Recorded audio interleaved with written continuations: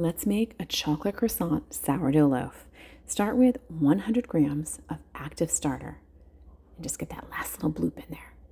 Bloop, perfect. Add 325 grams of filtered water and watch as Rudy rises up and he floats in the water.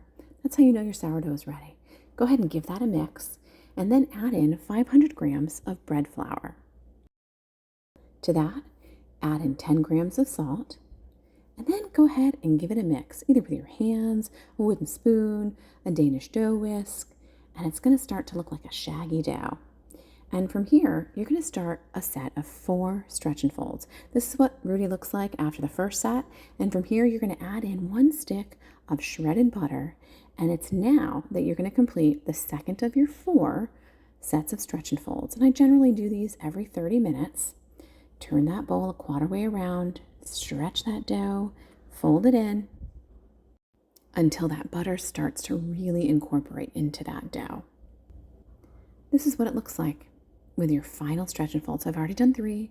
This is the 4th one, sped up just a little bit so you guys can see how that dough is going to look.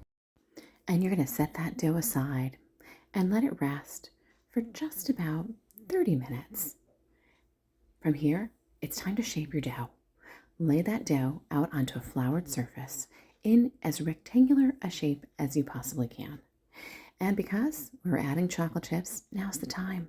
Put those chocolate chips down, fold over one side, grab any chips trying to escape, add some more on top, and then tightly roll that bread upon itself. And you can see those chips are just trying to jump out all over the place.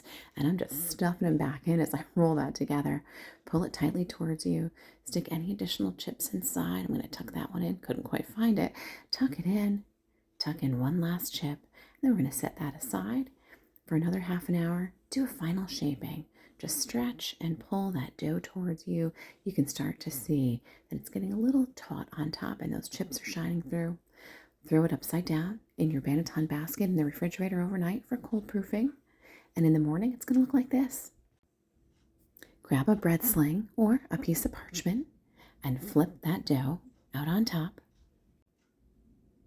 I'm going to make 2 cuts, one on either side to allow for the expansion of the dough while he's cooking. I'm going to flip it around and we're going to do the same thing on the other side again. And you can see this time I'm really kind of digging in a little bit deeper because I've got inclusions. I've got to kind of get through some of those chocolate chips along the way as I slice down the side of that bread. And then I'm going to make a little design just down the center of the dough. Some quick cuts, make a lovely piece of wheat. And now it's time to place your loaf into a preheated Dutch oven.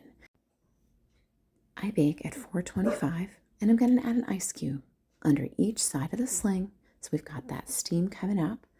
Pop the lid on and get them into the oven for 20 minutes. After that 20 minutes is up, you've got your first bake. Take that lid off, enjoy the glory, and then pop it back in the oven for an additional 20 minutes and then enjoy this most glorious chocolate croissant sourdough loaf.